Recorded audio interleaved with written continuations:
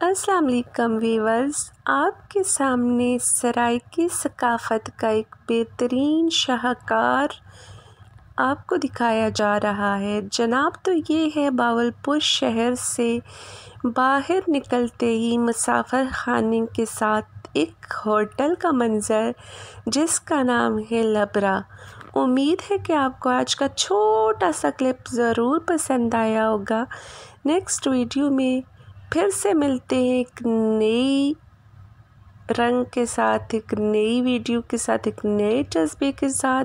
जो लोग चैनल पर नए हैं उनसे रिक्वेस्ट करती हूँ मेरे चैनल को सब्सक्राइब करें और 1 मिनट की वीडियो को एंड तक लाजमी देखिएगा।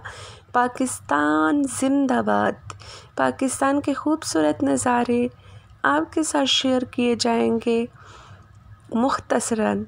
इंशाल्लाह फिर से मिलते हैं। अपना ख्याल रखिएगा। अल्लाह हाफिज़।